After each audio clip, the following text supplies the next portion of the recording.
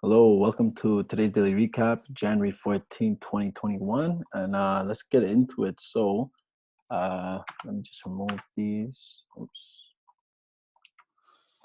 So, yesterday, what we saw was after GJ found support here at 141.5 after sell off from 142.2. It found support and then it pushed up during before pre-London. We found support here, right? So once we found that support there, price consolidated during pre-London, but it was moving towards the upside, as you can see. And then we got our break of this structure, retest right here, retest. And then where did we go up to? We went up to 1 hour supply area, which made it perfect for sells. There should have been no other selling going on except for at this area right here, because this is the higher time frame level, right? And reversal is just more accurate at higher time frame level. Those are the good things to wait on. As you can see, right to 142.2, right? Rejected 142.2, and then when it came up there, well, we're in the lower time frames right now. We can go to 2-minute. So see, this here is moving towards the upside. So like, here's a low, here's a higher low, retest the same area, right? And higher low. So no selling here until we got up here, rejected it, and then we saw structure shifting. Okay, that's our high, it's our lower high.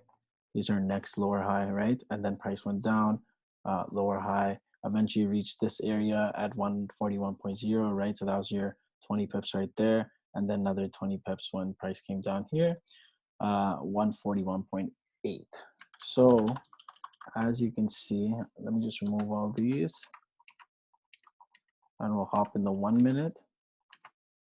So this buy move up was to fill this buy range that was created, right? We found support, we closed back above here, found support. So after we rejected this area, this FTR area, right, on the hour, after that got rejected at 12 a.m. Eastern, so an hour before London open, there was still this buy range to fill up here, right, from 141.8 to 141.2.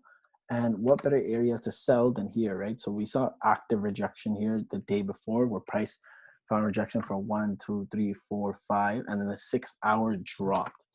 So this is the first time coming back to the same supply area right here. And when it did come back, this was a liquidity move. So once the buy range was filled, there's no reason for price to go up from here after here, because we're at a known supply area, right? So as you can see, as soon as price came there, got a retest, lower high, right? This is the initial rejection. This here initially rejected, lower high, another lower high, and then you can just draw like accumulation box. There you go. So as you can see, we're just accumulating in here, and this is the change in market structure that's happening. Before, price is creating higher lows, right? Higher highs, higher lows, and then once we got here, once we got to the supply level, lower highs, equal highs, lower lows, right? So you can see that a change in market structure occurred at the supply level. So that's how you get into a reversal trade.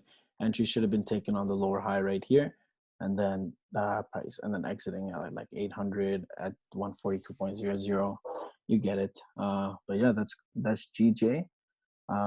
Gold is still consolidating, but we saw.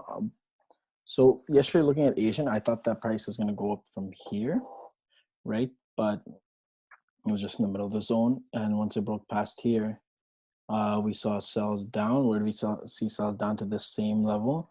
It tapped here exactly where the previous wick was, and then we saw bullish structure being printed.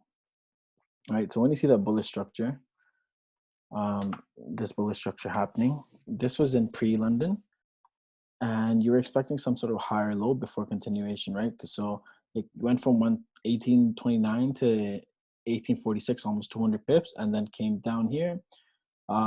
Push up from here, this would have, if you know how gold moves and what liquidity grabs are, this would have, this structure right here after this rejection and then price starts closing like this would have told you that we're about to go up, right?